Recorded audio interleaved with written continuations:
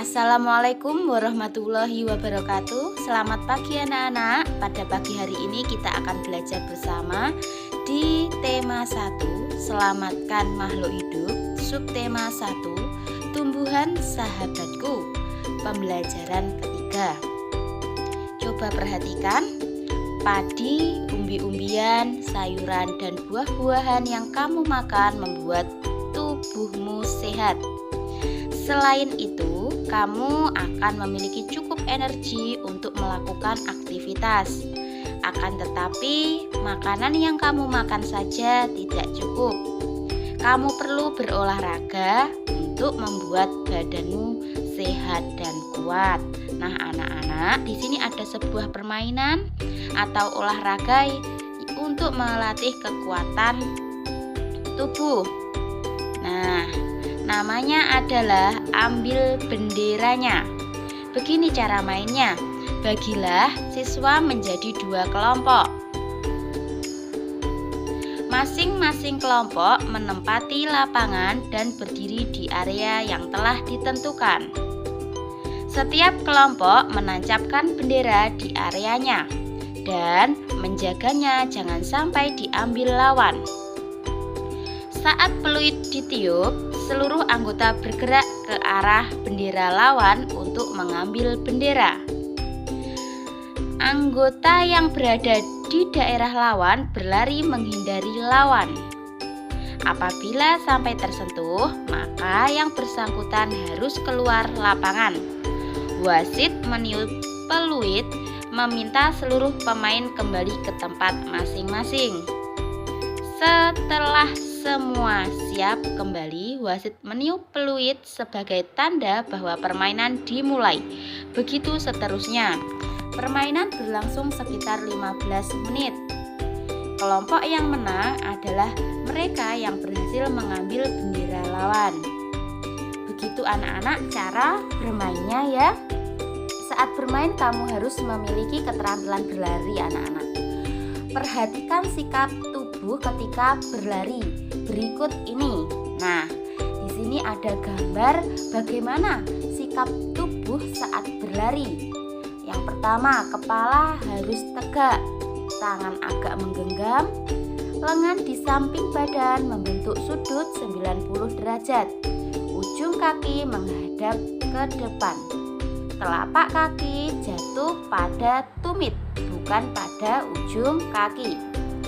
Jangan angkat kaki terlalu tinggi. Badan tegap, tidak membungkuk. Bahu santai, tidak diangkat. Begitulah anak-anak posisi tubuh ketika berlari. Nah, di sini ada gambar ya. Lani sedang memegang 2 tumbuhan. Tumbuhan selain berkembang biak dengan cara generatif juga berkembang biak dengan cara vegetatif. Bagaimana perkembangbiakan vegetatif pada tumbuhan? Ayo kita cari tahu. Nah, masih ingat kemarin pelajaran di pembelajaran pertama bahwa cara perkembangbiakan tumbuhan itu ada 2, yaitu generatif dan vegetatif. Generatif yaitu dalam proses perkawinan, sedangkan generatif tidak dengan proses perkawinan. Begini caranya. Nah, nanas berkembang biak dengan cara vegetatif. Pembibitan tunas dapat dilakukan untuk perkembangbiakannya. Jadi melalui tunas ya anak-anak. Nah, ini gambar nanas. Jadi ketika kalian belanja nanas, kadang-kadang masih ada sisanya itu. Seperti ini gambarnya. Nah, ini merupakan tunasnya nanas. Nanti bisa ditanam kembali seperti itu. Selanjutnya, bawang merah memiliki bentuk berlapis yang di tengahnya akan tumbuh tunas. Umbi lapis terdiri atas daun yang tumbuh melapisi batang dan membengkak di dalam tanah. Seperti itu menggunakan umbi lapis. Selanjutnya, pohon pisang berkembang biak dengan cara membentuk anak pisangan pohon yang disebut tunas. Seperti ini gambarnya.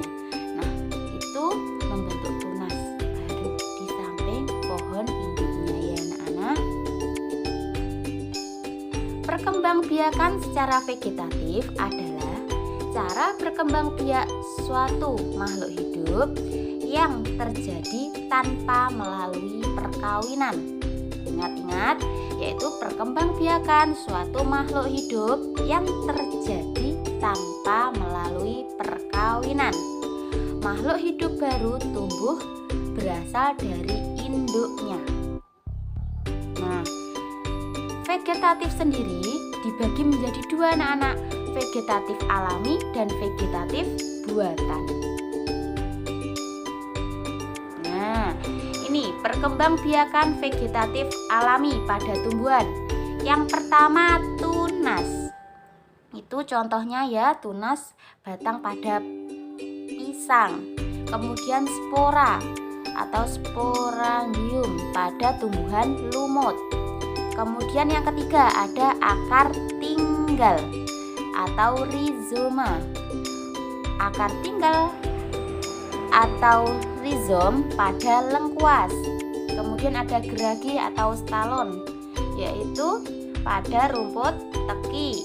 Kemudian ada umbi. Umbi itu dibagi lagi, ada 3. Umbi batang, umbi lapis tadi pada bawang ya. Kemudian ada umbi akar. Nah, selanjutnya yaitu perkembangbiakan tumbuhan secara vegetatif buatan. Berarti vegetatif buatan ini dibantu oleh manusia, tidak langsung dari pohon itu sendiri. Ada mencangkok, seperti itu. Di pelajaran sebelumnya telah ada. Ini ibu hanya mengulas lagi ya. Kemudian ada mengenten atau menyambung. Kemudian ada stek, seperti itu. Stek itu pada tumbuhan pohon singkong. Kemudian ada okulasi.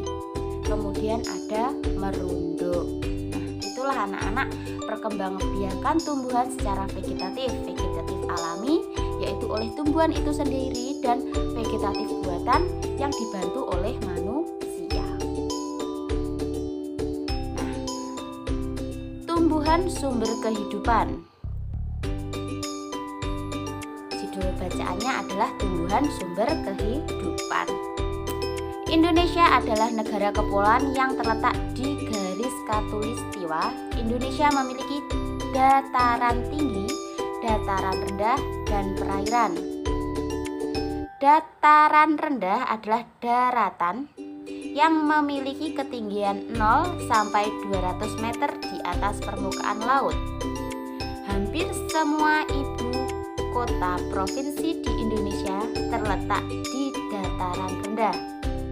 Tumbuhan di dataran rendah adalah padi, palawija, dan tebu.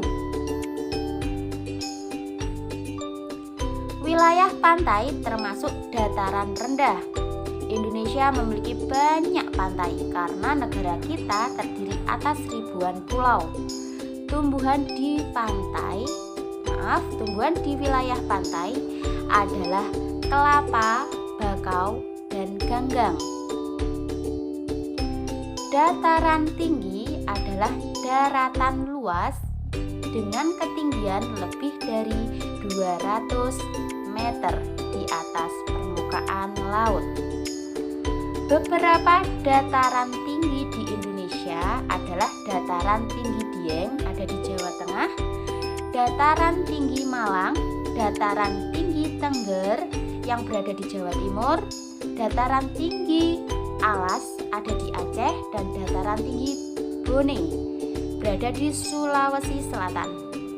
Jenis tumbuhan di dataran tinggi adalah teh, kopi, cengkeh, buah-buahan, dan sayuran. Dapatkah kamu menemukan jenis tumbuhan lain yang terdapat di dataran tinggi dan dataran rendah? Nah, ini oleh Kak Nuni dan Tara Salvia. Anak-anak, dari bacaan tadi tumbuhan sumber kehidupan, nah kita cari yaitu apa anak-anak? Ide pokok dari bacaan itu. Kalian bisa melihatnya di buku tematik tema 1 subtema 1 pembelajaran ketiga halaman 36. kalian download di Play Store, kemudian kalian lihat ya dari buku itu. Jadi kita belajar dari mana saja, dari sumber apa saja. Oke, kita belajar, kita lanjutkan lagi. Nah, di sini dari bacaan tumbuhan sumber kehidupan, paragraf 1. Indonesia adalah negara kepulauan yang terletak di garis khatulistiwa. Indonesia memiliki dataran tinggi, dataran rendah, dan perairan. Dari situ, Ibu menyimpulkan ada satu ide pokok, yaitu Indonesia negara kepulauan. Karena apa? Iya, terletak di sini ada Indonesia adalah negara kepulauan yang terletak di garis khatulistiwa. Indonesia memiliki dataran tinggi, rendah, dan perairan. Nah, intinya adalah Indonesia adalah negara kepulauan. Sedangkan kalimat lain yaitu mendukung dari kalimat Indonesia adalah negara kepulauan. Jadi ide pokoknya adalah Indonesia negara kepulauan. Selanjutnya, paragraf kedua.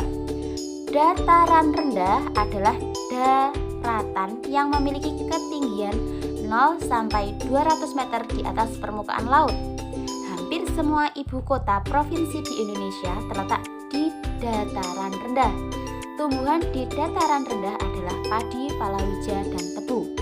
Dari sini kita bisa mengambil ide pokok, yaitu apa anak-anak? Iya, kita ambil dari atas sendiri, yaitu menyimpulkan sebuah paragraf melalui cara ada deduktif, induktif, campuran, dan deskriptif. Yang mana anak-anak yang kita gunakan? Iya, yang deduktif, diambil yang depannya. Jadi ide pokoknya di depan ini ternyata. Dataran rendah di Indonesia. Nah, dari teks bacaan tumbuhan sumber kehidupan itu ada beberapa paragraf, kurang lebih ada 5 ya. Ada 5 paragraf. Nah, Ibu minta untuk paragraf 3, 4, dan 5 kalian cari ide pokoknya. Setelah ini Ibu akan kirim Google Form-nya, silahkan diisi di situ. Apa ide pokok dari paragraf 1, 2, 3, 4, 5? Jadi dari bacaan itu kalian bisa mengetahui ide pokoknya. Dari paragraf 1 dan 2 sudah Ibu cari. Jadi kalian hanya mencari dari paragraf 3, 4, dan 5. Oke anak-anak, selamat belajar, selamat berlatih. Wassalamualaikum warahmatullahi wabarakatuh.